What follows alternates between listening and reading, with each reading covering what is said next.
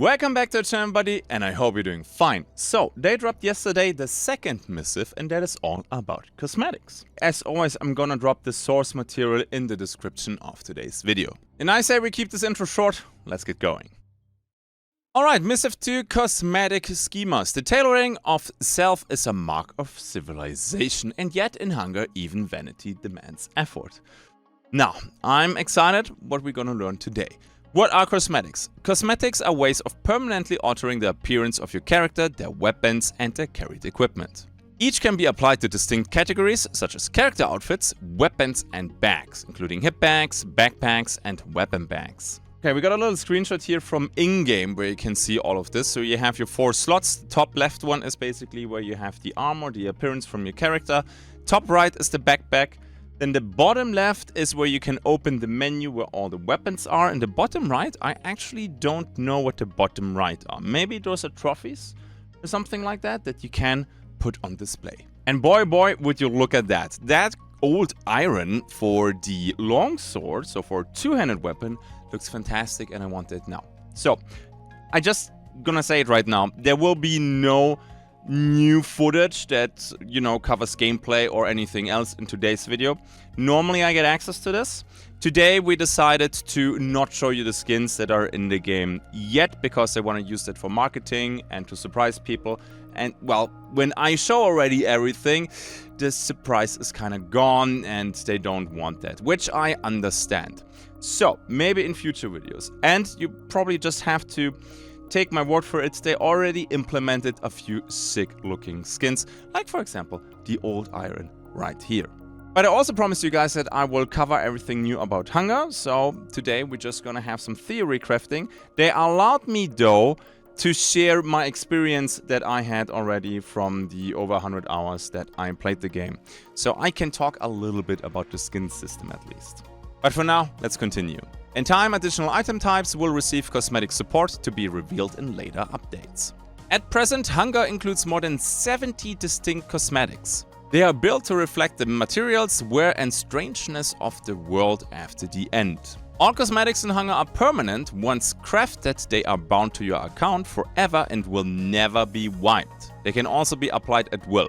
Once applied, it will stay until you either remove it or apply a new one. Just a little bit of information here because I saw already in some discords and some comment sections because they're talking here about and will never be wiped. So people are like, oh, so there will be wipes, but it's just not hitting the cosmetics. No, I talked to the hunger devs and there won't be any wipes. I mean, sure, there will probably be one during development and at the end of early access, so everybody has, you know, a fair start once the game releases. That makes sense. But once the game releases, there won't be any wipes. We will continue to expand the cosmetic library after release, adding new cosmetics that both enrich the look of your character and deepen the storytelling of the world itself. Each cosmetic is a fragment of history, a trace of a person, place, or event, told through design. Such examples are included below. Okay, and would you look at this one right here. So this is the Prestige 1 skin for Eva, Mademoiselle Rouge. And holy smokes, this is so well done and so beautiful. Now, to hit Prestige 1, you need to level your character to 100, then hit the Prestige button. So, and there's also Prestige 1 apparently. It says at least under the screenshot.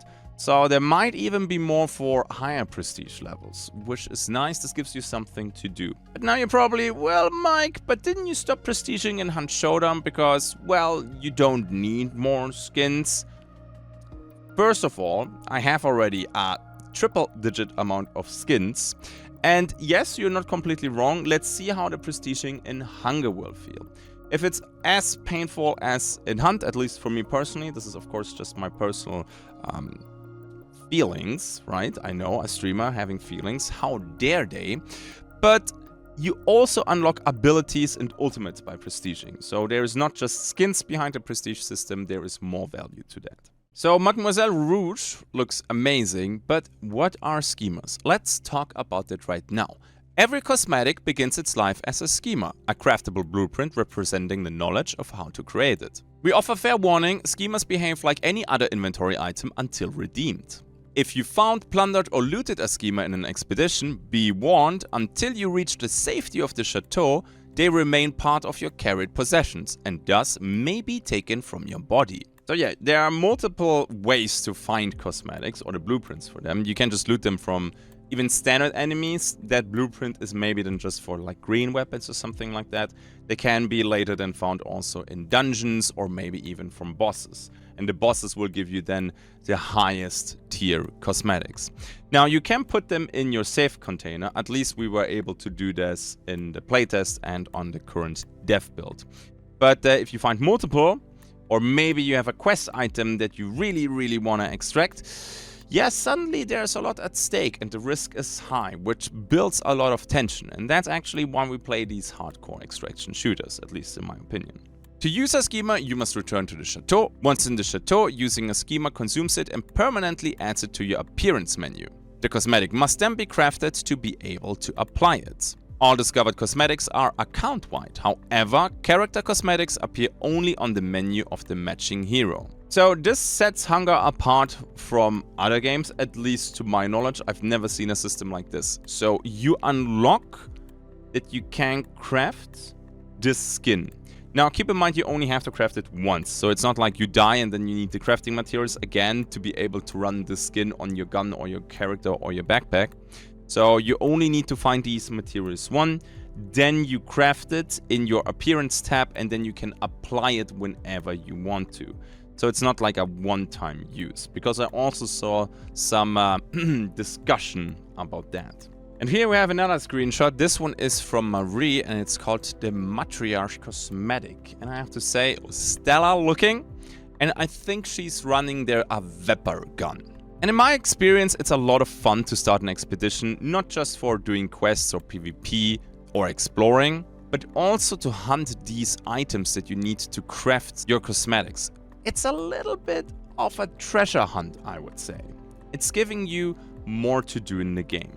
Next on the list, I think we should talk about how do I find schemas. You might acquire a schema by leveling up your character, completing quests for NPCs from storylines to rare daily, weekly or monthly tasks.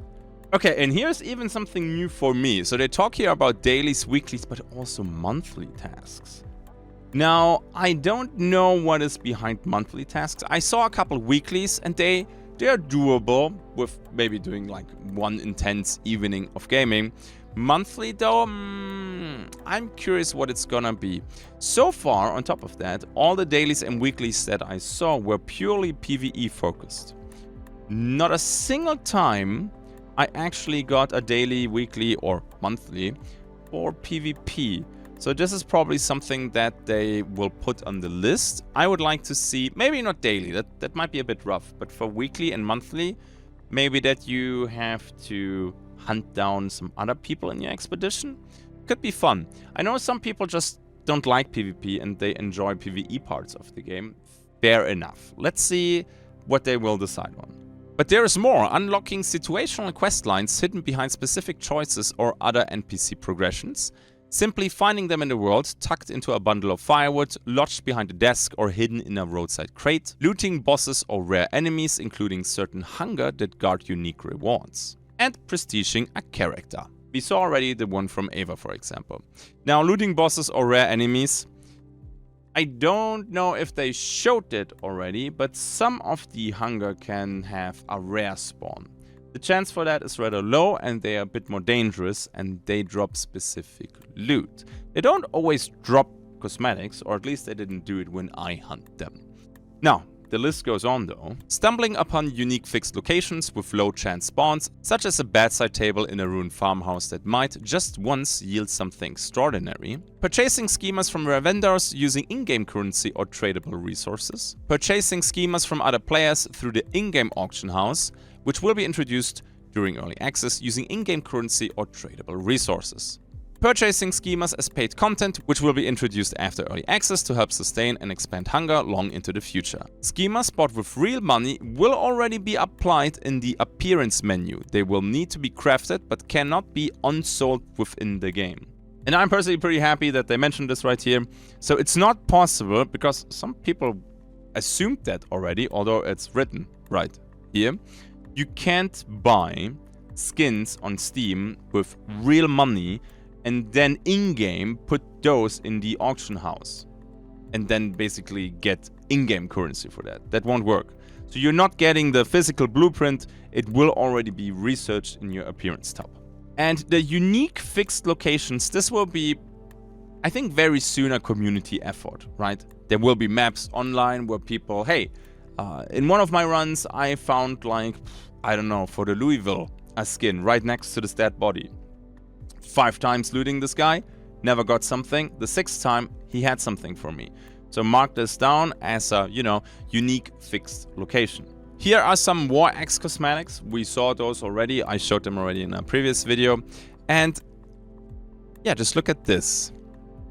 So this little animation right here, that is an inspect animation. So we didn't have that in the previous playtest, but this is very important in my opinion.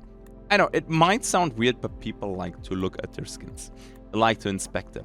It was a feature that was requested in Hunt Showdown since forever, and after years they implemented it. And it's something that I just love doing, like inspecting your weapons and having a good look at what you either earned by killing bosses or what you know, spent money on. Then, crafting. Once you've returned to the chateau and used the schema, the cosmetic will be ready for you to craft.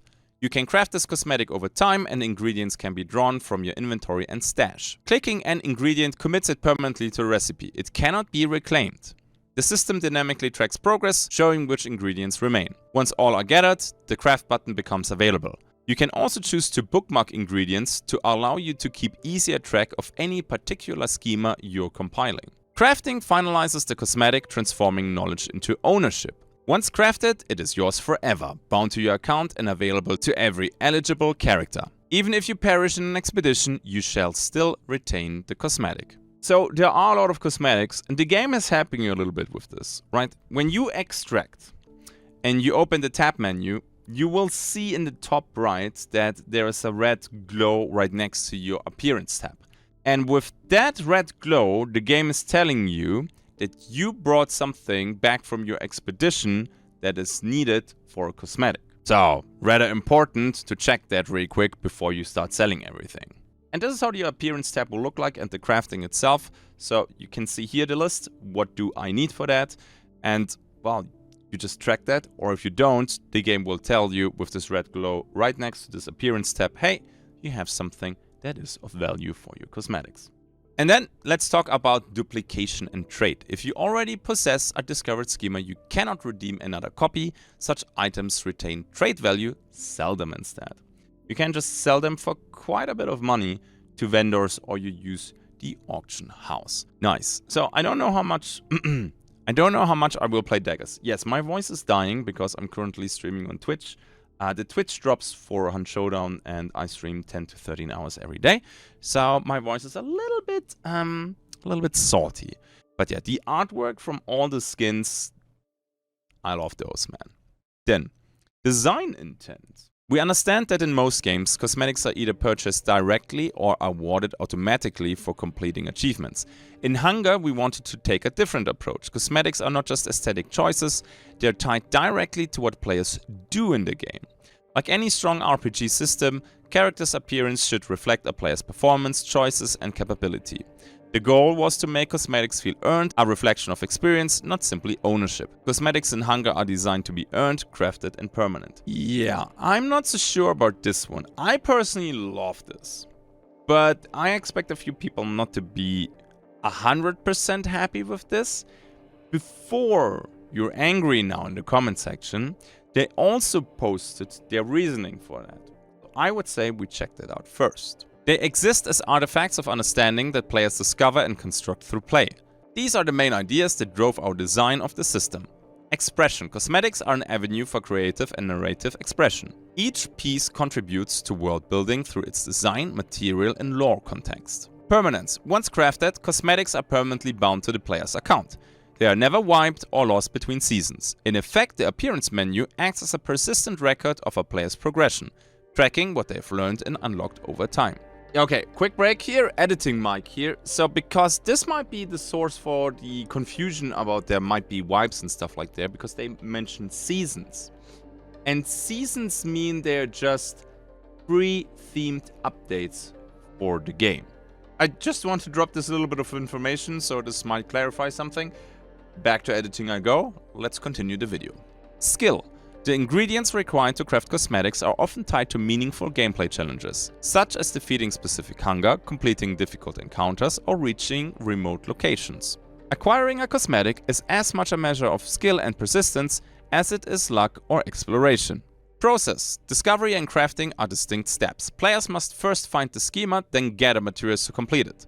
We wanted it to be a core part of our extraction gameplay loop rather than something done afterwards or with a different system. Economy. Duplicate schemas retain value through trade. Schema ingredients will also take on specific value depending on the perceived value of the cosmetic that they craft. Longevity. After early access, some schemas will also be available as paid content to help support ongoing development and ensure hunger can continue to grow. Identity. Certain schemas are map or activity specific, acting as markers of playstyle and achievement. They help tell the story of how each player has experienced hunger. So, I like this. Here is a little bit of an issue that I always had with Hunt Showdown skins, or skins in general that you just buy. Back in the days, you were able to unlock skins or titles by achieving something. That kinda is gone right now. Because, well, it's easier, you know, hey guys, just pay us and you get something. But I like the skill approach. For example, it would be nice in Hunt Showdown to maybe get a Mosin Sniper skin for 1,000 headshots with a Mosin Sniper. Or, I don't know, maybe when you shoot 1,000 people with the Spectre, you get a Spectre skin. So, these skins tell a story. Right now, you buy a DLC and this doesn't really tell a progression story from your experience and your life in the game. Now don't forget that people can also use the auction house to get their skins. And I don't know if there will be skins, for example, I don't know, kill 1,000 brutes with a spear and then you get a spear skin. Right? I don't know if that's a thing. This is just me pulling this out of thin air. Because that's something that you can only do once. So it's not something that you can, you know, get a second time and then sell. But yeah, again, drop your comments now in the comment section below. I mean, I'm not your mom, I can't tell you what to do. But I would like to see a few opinions. Be civil though, okay? At the end of the day, it's just pixels. No need to get mad. Alright, then. Able cosmetic concept art. Nice. Dude. This one right here? He's like a walking tank then. I mean, armor is his thing, so it kind of checks out. And then at the end, like all systems in Hunger, we approach this from the perspective of an RPG. Permanent character appearance changes that reflect in-game action, discovery, achievement, and then worked to make it a core part of our extraction loop. We're excited for you to experience it for yourselves in the coming tech test. Nice, so they tease already a little bit the upcoming tech test. No, I don't know the specific date. I will let you know as soon as I can. So if they make an announcement about that, how to sign up and everything, I hope I can cover this so you don't miss out on that one. Alright. So, I hope you enjoyed today's episode. As always, a like would be, appreciated to cover all the Hunger news. You will find them here. Don't forget to subscribe to future Hunger content. And we also did like 2 videos ago where we showed a lot from the game itself with some exclusive footage. And with that, let's roll the outro. I am insanely happy that they finally pump out some news every couple weeks, every couple days. So, this is a thumbs up from me. It keeps the game present in the mind of the people, and we're not going radio silent again for months. So, big thumbs up. We're also working on the Q&A follow-up video right now, so that will come. But with Hunt Twitch drops, I'm a little bit stressed right now. But you know who eases the stress level? These people right here, my patrons. Thank you very much for supporting me over on Patreon. You guys are as always the best. And then, if you want to connect with me on social medias, I have a link tree. Everything over there in the description below of this video. Nothing more to say. I'm just happy to be part of the journey, and I wish the team all the success possible. I see you next one. Until then, have a good day, and bye-bye.